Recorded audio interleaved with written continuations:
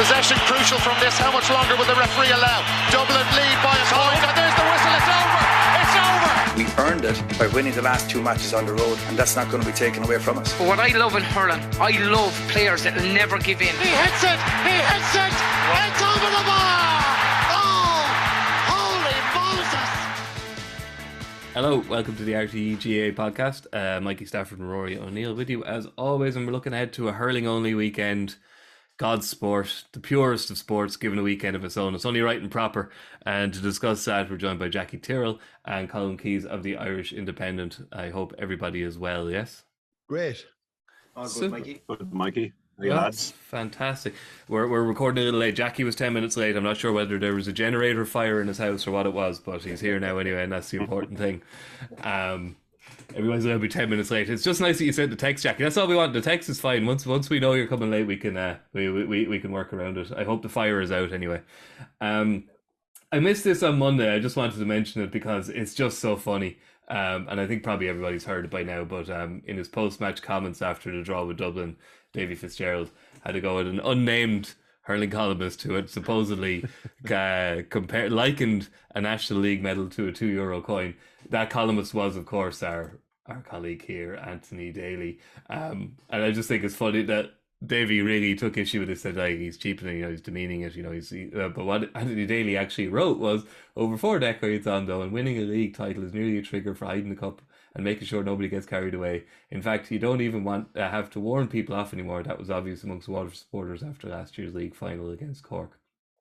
It's a real pity that the league has become that devalued. The 2 medals I really regret not having are an All-Ireland club and a National League. That club medal would obviously mean a lot more, but our second most important inter-county medal now seems to contain as much value as a loose €2 coin.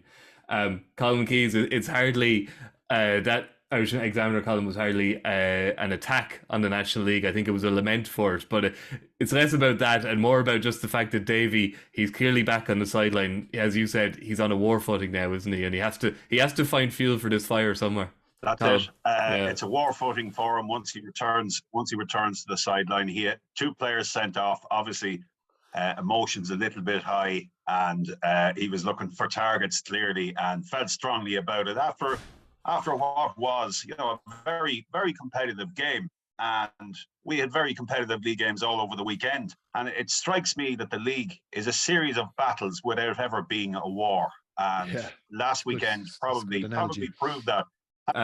Jackie, you obviously hurled your entire inter-county career under a manager who I wouldn't say went looking for things in the same manner as Davy does.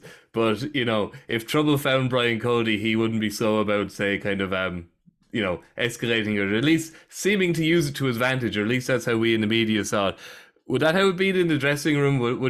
Could he kind of flam stuff up and, to use the old metaphor, stick something up on the dressing room wall? Would that be something Brian would have done with the players, or was that reserved for those of us in the media? Yeah, he would have never got specific as regards referencing, individuals who would have said stuff or things like that.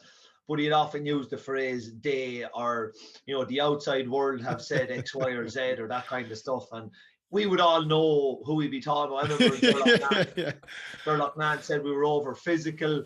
Then he said we were a functional team and all that kind of stuff. And he would all call that, he'd term it all under one thing, rubbish. He said, the rubbish that's out there, X, Y, and Z, and that. So he'd never get specific. We'd have a fair idea. And sometimes you wouldn't even know what's being said because you're in your own bubble. But if there was a really high profile player, ex-player, columnist, pundit that would have said something and would have got a lot of traction, and you just can't avoid it. Brian might make reference to it. But I suppose he would probably be things maybe that referees might be targeting us so that, with our physicality, and if someone said something about us in the media and it gets traction again, there's just this hype out there that Kilkenny are over physical and they're dirty and all that kind of stuff. But he used outside noise, he used rubbish, all that kind of stuff. He wouldn't exactly say that Anthony Daly said a league medal is only worth €2, that kind of thing. He wouldn't get that specific. But, but it was very rare, Mikey. We weren't that kind of team to do that. I know Joe Canning said in his Labour Gale, which was very interesting. I didn't think he'd be the type of character to do that. But it just shows different people, different personalities, different teams use these things in different ways. Yeah, absolutely. I actually, Jackie, I would come in there. Brian would often reserve everything for his post All-Ireland final press conference in the auditorium. That's when it would all. It was like his State of the Union. Yeah, it was like when everything was settled and everything was done, and the cup safely going back. Then to he Kilkenny. cut loose because obviously in 2007 I was actually upstairs in the media room. He had come up to speak to Brian Carty's championship program afterwards, and that's when I was sitting beside him when he described in 2007 when he described Gerald Nan as a lunatic, and obviously there was Marty Morrissey's post-match interview in 2009. In 2011, I specifically remember. In 2011, actually, after the league final defeat, the Independent ran a skyline on the front page, croak or choke. He really took offence to that in 2011. Rory, I guess I think we're affectionately remembering Brian Cody here, and we are enjoying Davy because maybe there's a sense maybe that modern management, maybe lads are trying to, be a little bit more sterile, a little bit safer in press conferences and how they deal with the media. And just to say, we're not sensitive. We enjoy that. It's a great. It makes good copy. It makes good interviews. It makes good TV. So kind of more Davies and more Brian Codys. There's no harm in that. Brilliant. I think all that adds to it. I think it should be welcomed. But the funny thing about Davy is, I suppose, it's unusual because I've never really seen him having a go at any former teammates before in the media or anything, or have I? I think all of that is it just himself and Brian Lohan wouldn't exactly be bosom buddies. And I think he might have taken issue with Jamesy on a couple of occasions down in the past, whether it was a column in the Sunday Independent or maybe what he might have been saying on Skype. But look, that's Davy. I think that sort of siege mentality works really well for a manager as well. That tends to get the short, sharp shock nature to his tenures. If you look at Davy's track record, generally speaking, he enjoys an awful lot of success in the first couple of years when he goes into teams. They usually, you get that sort of initial managerial bounce, and it tends to fade then. And I think a key part of it is creating that siege mentality. And I think that all fed into it last weekend. They were quite aggressive. They gave pet, but Waterford have always had that streak in them anyway. And I suppose, look, it's a tricky one from the point of from Stephen Bennett. Although having said that, the game he's probably going to miss is this weekend against Laois. So I wouldn't imagine that's too much of it's like a Premier League player picking up that fifth booking when he knows the FA Cup is the next week. I'd seriously doubt they were going out to challenge it or to appeal it in any way, given the distraction that can cause because of how congested everything is now. But I still think managers will still use it. I mean, John Kiley's not afraid to come out. If John Kiley feels that Limerick are being whistled incorrectly, or that there's a perception out there that he feels is misled or misplaced, he thinks teams are diving. Yeah, there you go. Look, I know he came back to correct those comments afterwards, and he maybe felt that he was, I wouldn't necessarily say misquoted, but maybe he constructed the sentence in an incorrect fashion in some way. But there's still plenty of issue, and I think that needs to be welcomed. I think the more colourful characters that you have, and it's great that we do tend to have them more in hurling, the better, because look, hurling is. It's a great line from Donald Cusack, and it's one that I've often stolen myself. As much oxygen as you can give it is a healthy thing from my point of view. And characters like Davy Fitz and Brian Cody, and I'm great to hear Jackie, he's back involved with the village and back prowling the sidelines again down there. Are you going to tag out for him? Well, I'm not a senior hurler anymore, Rory. I thought he'd get you back there for the old bear in the square job. I'll be down in the junior levels looking up at him doing his thing. So, but he's back senior manager at the club this year now. So that's brilliant. Fair play to him. That implies you'd be going to training, Jackie. And do you go training, junior? Oh, we do. Yeah. We all train together, seniors and juniors. So we'll be all under the one. So he'll still be training you. Yeah, he will. Yeah, he will. If there's no escape, Jackie. Let's okay. I was going to go to the match down in the Gaelic Grounds, but sure, since we've been talking so much about Brian Cody, let's might as well talk about the Kilkenny Tipp game.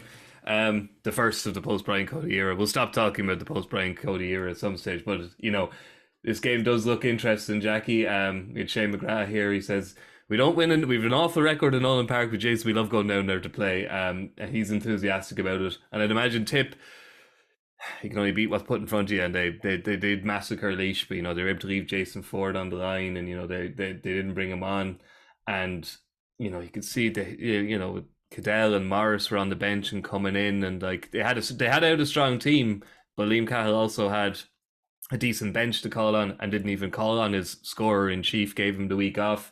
We were talking here about the recreation of Mikey Breen as a full back and Seamus Kennedy going up to wing forward. So Liam Cahill's already putting his stamp on this team, and to go down to Nolan Park and get a win in the league would be worth a hell of a lot more than 2 points.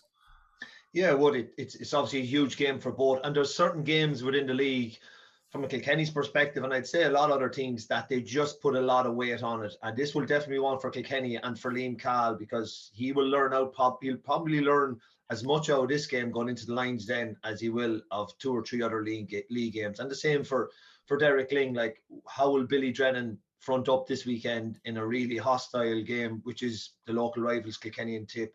And Brian, in his time, put a huge amount of mass on it, particularly when we went to Thurles, because that was really, really a test about a lad's mettle, about a lad's character. So it's going to be a huge game from a learning point of view, and obviously the 2 points at stake is huge as well, because with the way the league is 1A and 1B, I'd say this weekend we'll probably have a lot of the movers and shakers from 1B, and the league will shape up a lot from this year. But it's going to be a massive game. It is the league, and we know what the league is for, but there's certain games within them that are just huge. And this is Kilkenny and Tipp. This is in Nolan Park. There's history, there's tradition, there's hatred, everything wrapped up into it. And there'll be no doubt about it that Derek will be instilling in these young lads that this isn't a league game. There's more to this than just a league and 2 points. And we will find out an awful lot about particularly the new guys in Kilkenny and Tipp. If they're up for it, if they're ready for the battle, whether they have the Rory of going into the Lions Den and taking on the old enemy. Yeah, absolutely. Different situations, Colm, really, I suppose. Like, Dermot's coming in to manage a fairly well-established serial Leinster champion, if no longer serial All-Ireland champion, but arguably second best team in the country for the last few years, in terms of consistency at least. Whereas Liam Cahill, Colin Bonner's 1 year in charge for a variety of reasons, a lot of them out of his control, went very, very badly. There's new players to be found, there's confidence to be restored. It's in a way, replacing Brian Cody is unenviable, but Liam Cahill's task in terms of actual management is probably a lot more difficult, isn't it?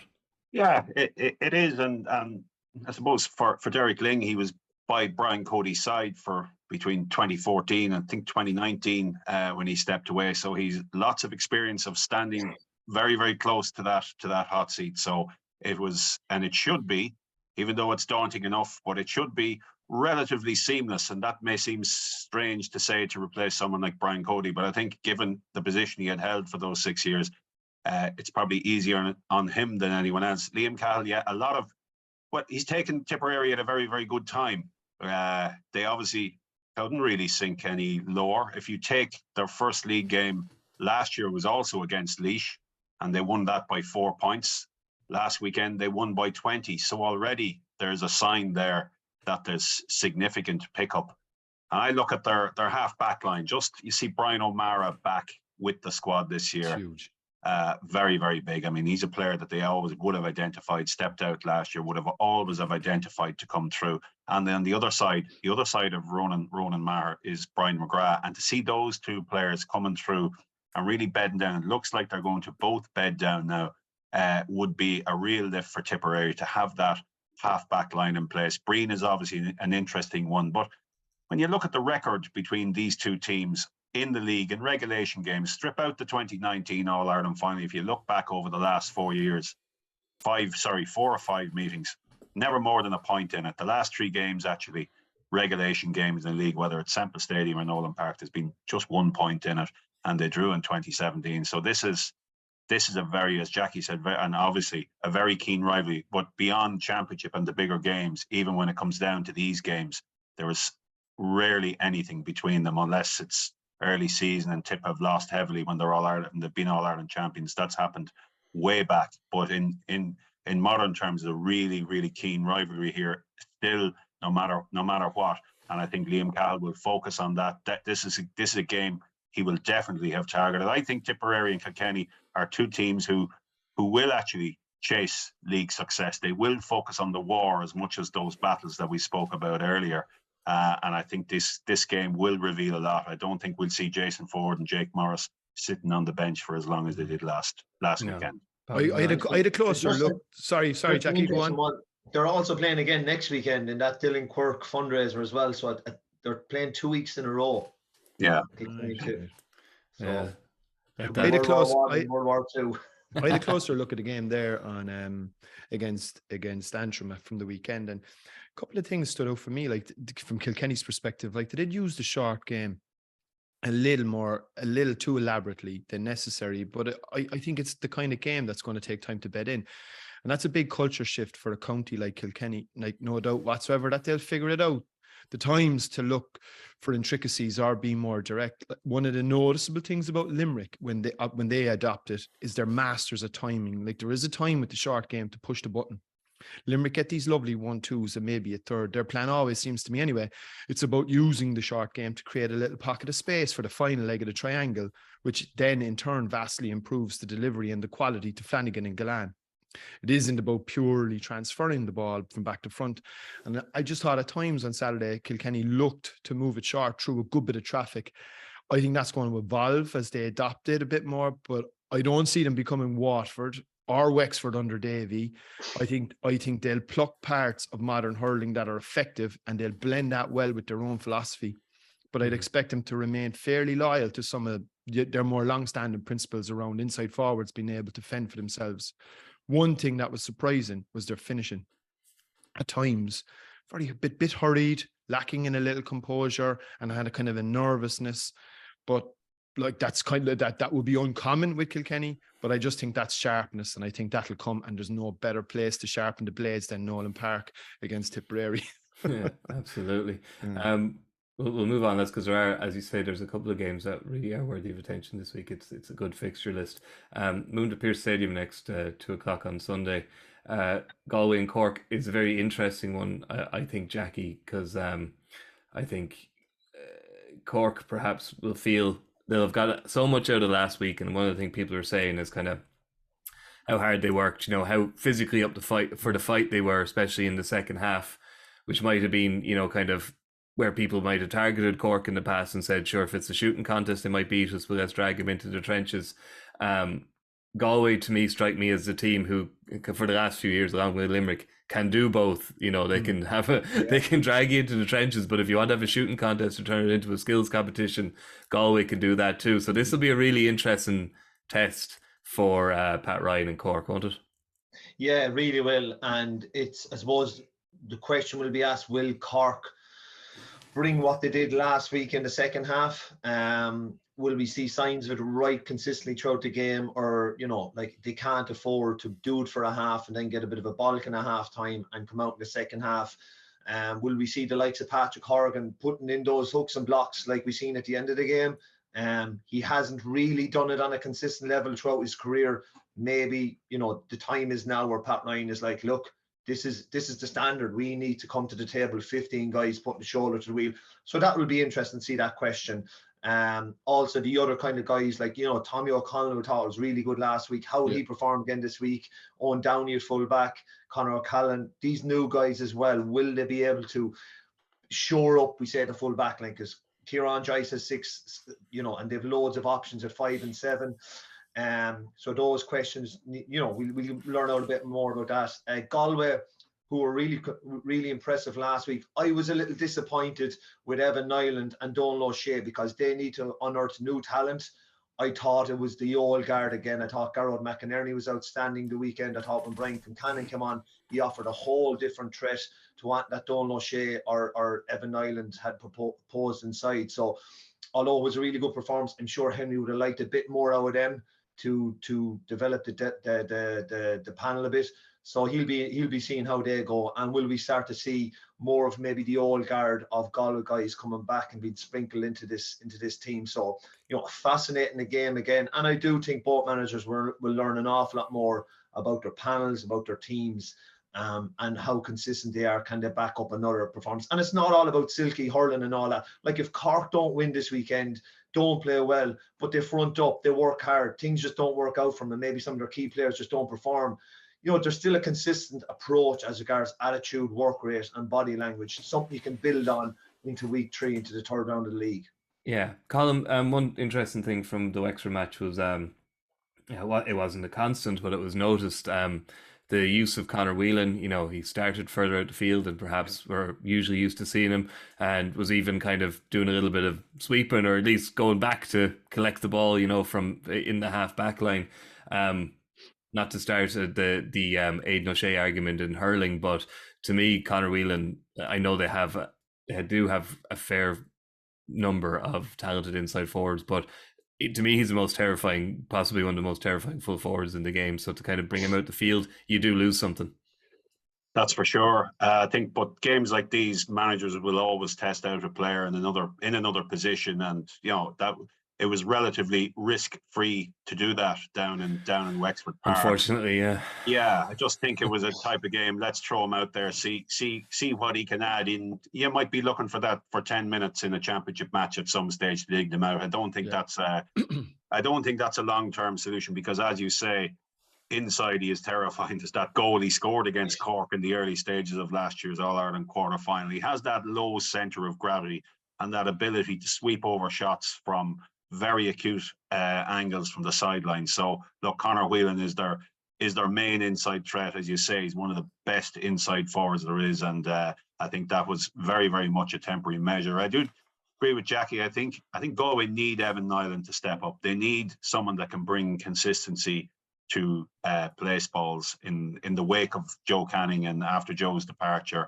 They really need either Donald O'Shea or Evan Nyland. Evan Nyland is probably closer at this stage, and he did deliver a lot of frees, but they definitely need a consistent free taker that's going to give them guarantees. And I think it's an imperative that over the next 2 years, one of those players really kicks on and nails down a permanent place and brings more from general play to justify their selection, because they need them. Yeah, well, that's something we'll definitely come back to during the year, is the balancing the need for an accurate free taker who also contributes some play. The flip side of that is Lee Chin, who contributes so much from play for Wexford and has developed into a great free taker. But when he's not there, holy Jesus, it's very noticeable. Conor McDonald, neither of the O'Connors, they've all been tried, and it doesn't really work. So it's something we might come back to.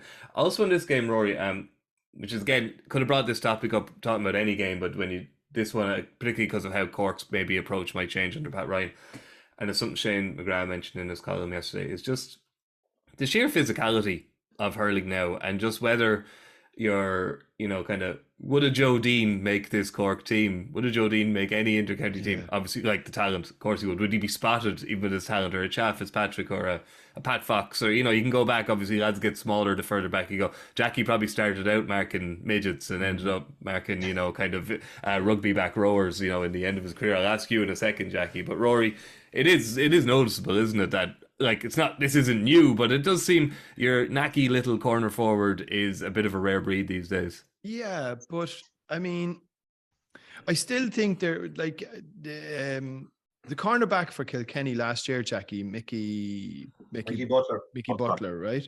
I mean, he wouldn't be a very big fella, I would imagine. And you're playing in a cornerback position where you're probably coming up against, where your job really is probably to get stuck in and to be quite physical. I think there will always be a role for any people of any size, you would hope, in the game of hurling, because I think ultimately it is still a game of skill, but the combat nature of it. And look, it's been a game of combat as well for well over 5,000 years or however long it's been going on. I think that obviously is going to exacerbate the necessity for teams to really bulk up and be a lot more physical. And I think that's what you're seeing an awful lot.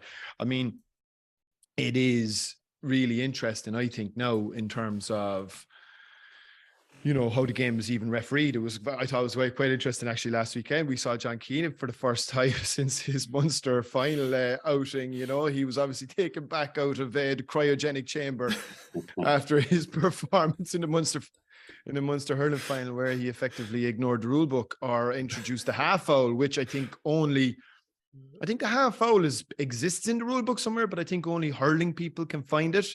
It's a tricky one to find, but I think all of those things contribute to a game that I think is much more conducive to people playing at a very high physical level. You've got to spend a lot of time in the gym nowadays.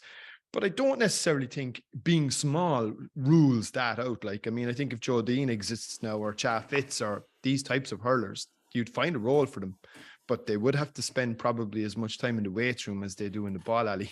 Yeah. You know, that's just a fact of modern hurling, I suggest. It could be in that regard. It'll be interesting to see Patrick Fitzgerald's development in Waterford this year and next year with that in mind. And player like Shane Meehan, maybe I'm doing them a service in terms of physicality, but they are young and emerging, and it will be interesting to see, you know, where they take them and how they fit into their respective teams, with that discussion point in mind around physicality, because it probably is waning that little bit.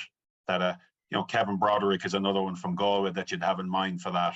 It probably is waning a little bit, that the game, there's so much force in the game that these players are probably at inter-county level being marginalised that bit more. So it will be interesting. Fitzgerald and Meehan would be two I would have in mind. Jackie, you obviously you were quite the wallflower on the field and wouldn't have got involved in any physicality much. But would you have noticed it, say, from the start of your career to the end, that the size of, like, a corner forward is traditionally the position at underage level, at least, it's usually a smaller guy. He might be skillful, but he's not usually the biggest guy on the pitch. And I'm just wondering, did you kind of notice, like, the evolution of man, the evolution of corner forward throughout your career? Well, I suppose I started off marking Dottie O'Callaghan from Dublin, so the spectrum was quite low, literally. But, you know, that brought its own challenges. Dottie nearly going under your legs and get a goal and go around you, really. And then I suppose I finished up probably one of my last games marking Jason Flynn of Galway, who was actually taller than me, you know. So I suppose there was a journey there. But yeah, and throughout my career, you could see how physicality and weights and strength and condition all came in. And since then, it's gone up another couple of levels. But I'd like to think the game is still honed around the skills of the game. And if guys can perfect the skills to the lad's point, you'll find a role for him. And I think of Peter Casey. I think of Tony Kelly. I think of Mark Rogers. I think of King Kenny. All guys hugely skillful. Mikey Butler. There still is an area for a smaller guy, both in height and in wit, that, you know, we can facilitate and allow them, you know. And now I do think of King Kenny in the All-Ireland last year, and probably didn't have his best game, but was just probably out muscled. So maybe in the middle of the field isn't the place for these yeah, guys. I was just going to say that. Maybe it's a corner back, maybe it's a corner forward, a really skilled, specialised position. But yeah, and even I think Rory Hayes, like from a height point of view, you know, wouldn't be the tallest, but I suppose it's everyone is changing, but I do think that the skillful guys, there'll always be a need from. There'll always be, and although if you don't have physicality like Cha Fitzpatrick, by God, was he able to read a game? Was he able to? He could run a game from one side of the field, and he was so small. But sweetest striker I've ever seen. Yeah, you think of Tony Kelly. Tony Kelly's not. He's not strong as regards width wise. He's not tall, but man, can he? You think of the games he's played against Limerick, who are probably the most physical team out there, and he's still able to shine. Yeah. And Paul Flanagan last year, Jackie, in the Munster final, went head to head with Kyle Hayes. He picked up Kyle Hayes for a lot of the game. Now, he was conceding inches, and he was obviously conceding kgs as well there in that battle. But he did very well that day. And again, skill got him by, and anticipation, and just a bit of patience, and he was able to hold his own in that game. So from a cornerback's point of view, himself and both Mikey Butler thrived, and they wouldn't be the biggest. So they're probably in certain positions, there probably is more so than midfield. Yeah. And I go back to one more reference. 2018 All-Ireland final, Mike Casey full-back, Johnny Glynn full forward, giving away about 4 or 5 inches. And I remember I went back and I did a column on it and I watched it.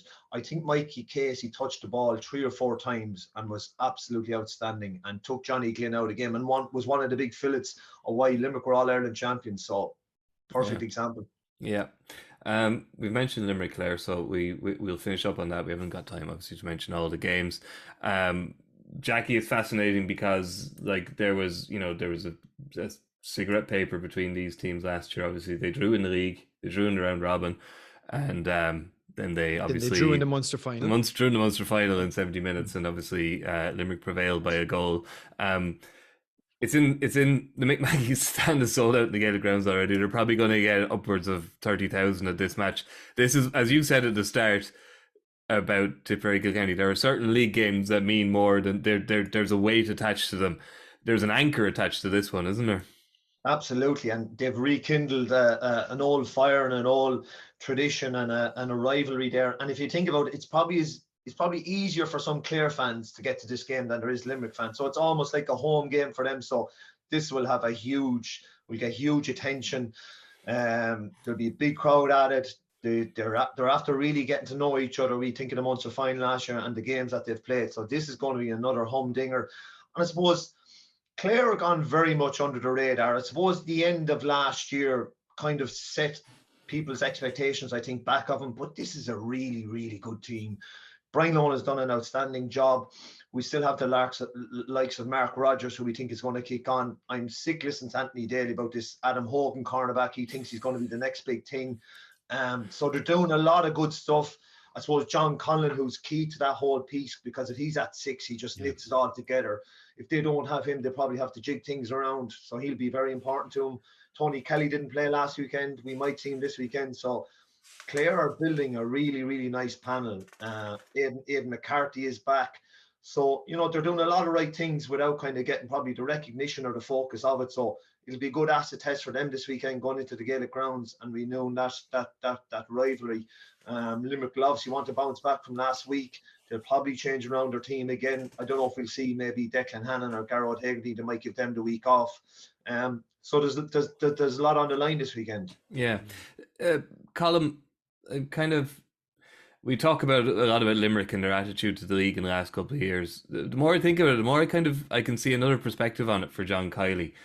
His team are so obviously the benchmark that, for a manager like Brian Lohan building a panel, he'll be targeting this game and he'll be seeing it as a chance to like blood new players, see what they have, see if they've got it, see if they can stand up to the white heat of championship, etc., etc. And on the other hand, if they do get a result, it's a massive fillip for the opposition. So in a way, I can see why Limerick I don't think they won't be up for this game, but in general in the league, it's like, why would we give them this sounding board, like our absolute best sounding board, for them to see exactly what they have, because we are the level. And also, you know what, if we throw in a couple of clangers during the league, everybody's victories over us are devalued.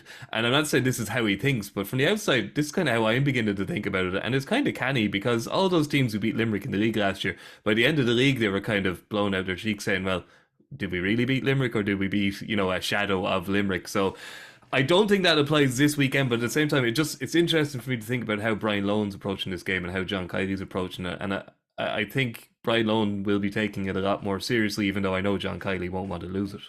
Yeah, I go back to that evening in Park Queeve last Easter Sunday. Limerick were after beating Cork quite convincingly.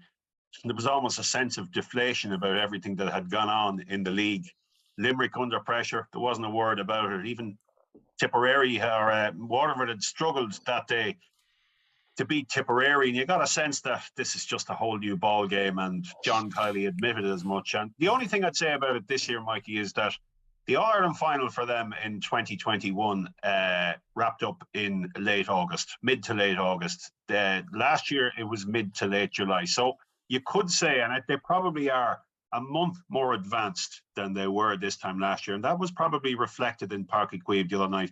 Okay, they'd only 7 or 8 of their starting team, and they're probably going to lose Declan Hannon. He has a hand injury this weekend, so he's unlikely to play. And it is questionable about whether they will put Garrod Hegarty in again, because he's the magnet for almost every other opponent, no matter who they are. They see, get Garrod Hegarty, try and get something on him.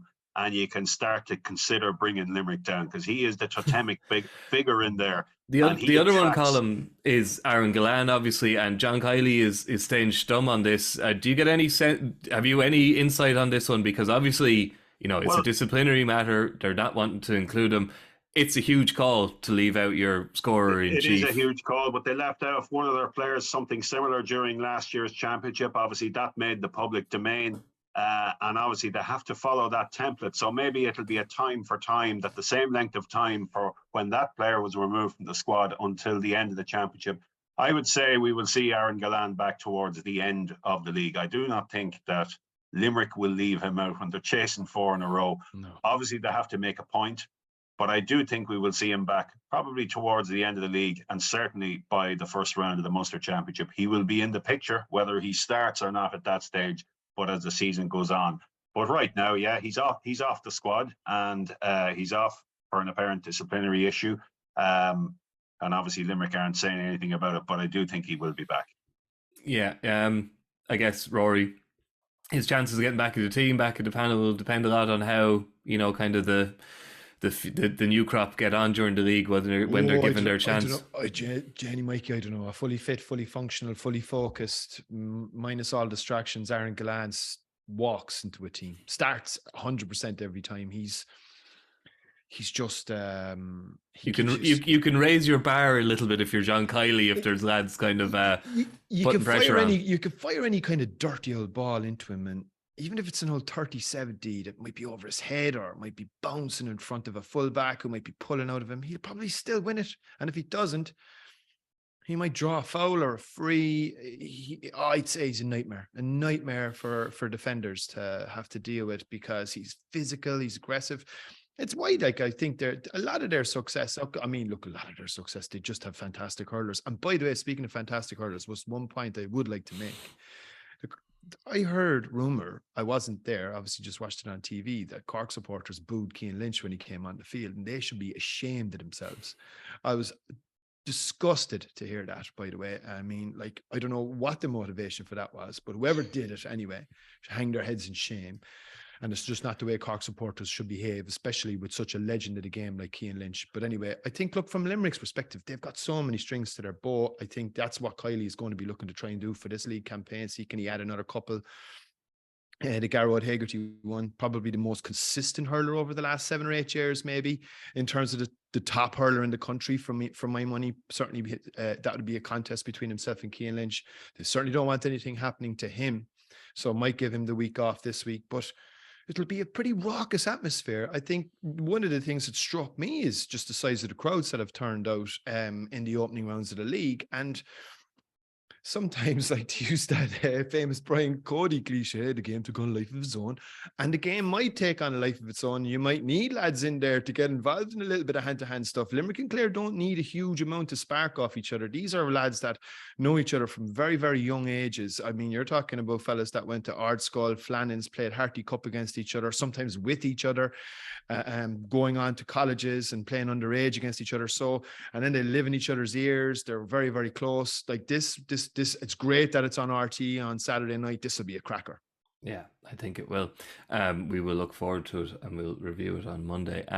You mentioned it there. The last thing I wanted to mention actually is the Fitzgibbon, because Jackie, this is it's more Colm O'Rourke discussing the Sigurdsson and injuries to a couple of his own players, but obviously, the same tug of war applies in hurling in the Fitzgibbon. You had your time with LIT.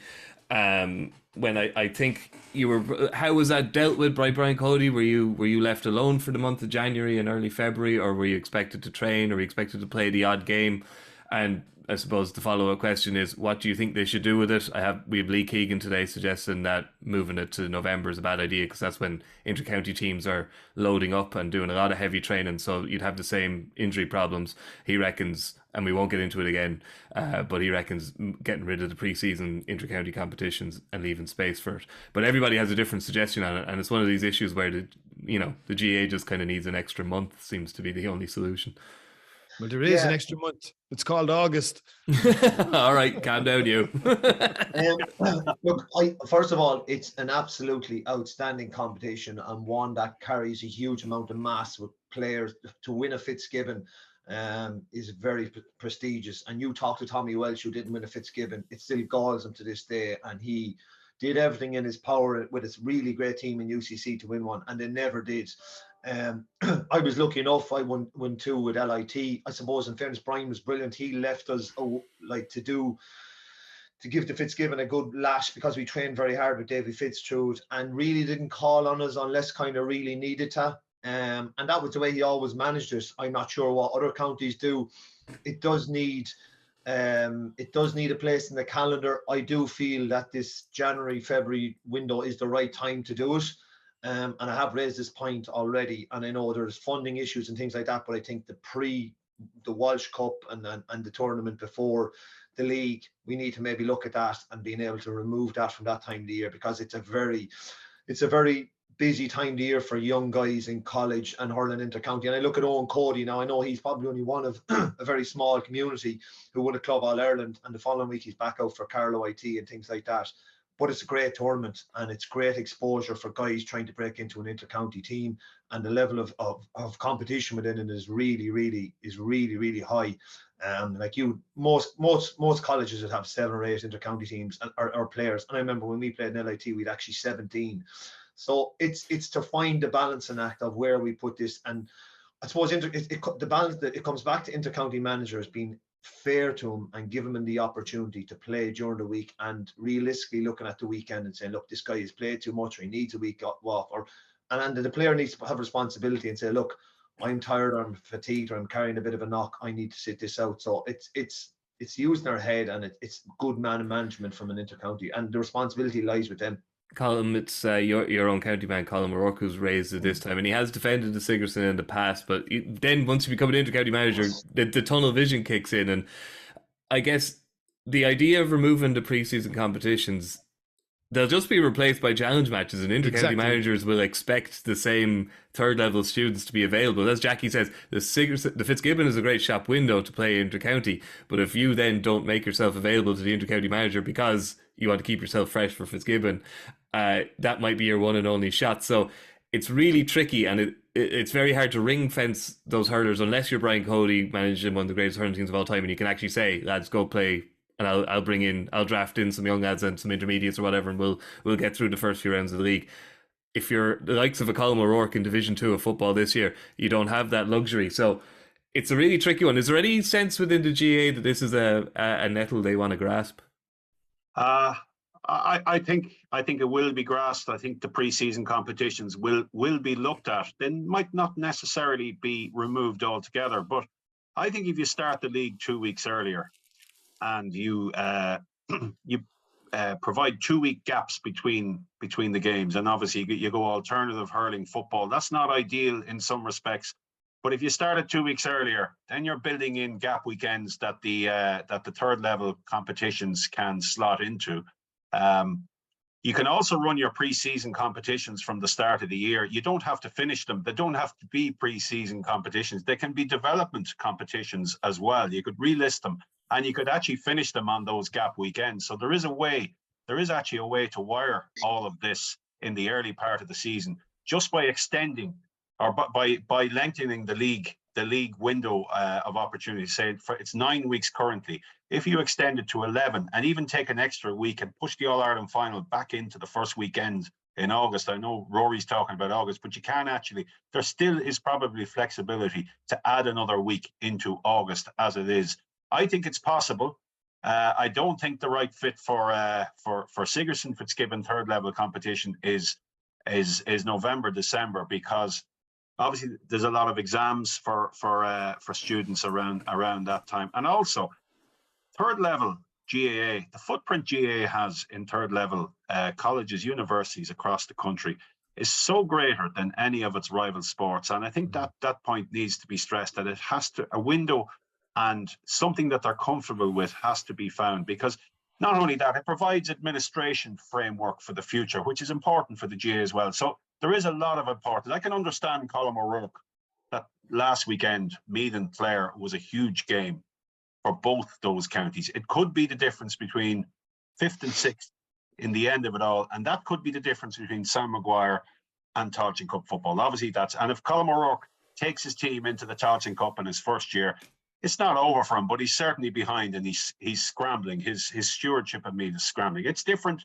It's different for hurling managers, obviously, I think so, because there is less jeopardy. It goes back to the jeopardy question. There isn't really a danger of the top teams slipping down into Division 2 of the hurling league, so they can afford greater flexibility. But I do think move the leagues, start the leagues in mid-January. There may be a little bit of overlap with the club championships, and it is a squeeze. But you are creating more time for alternative weekends. So when Fitzgibbon is on the same weekend as a football league match, and vice versa with Sigerson and hurling, and also you can play. So you can finish the pre-season or the development competitions, as we might rename them. You could end up finishing them with maybe second-string teams, because that's what it's all about. They are not competitions, and they shouldn't be competitions. There is enough competition later in the season to be going all out to win a pre-season competition and worrying about who's available for those. So there probably is a way. It'll still be tight, but there is a better way.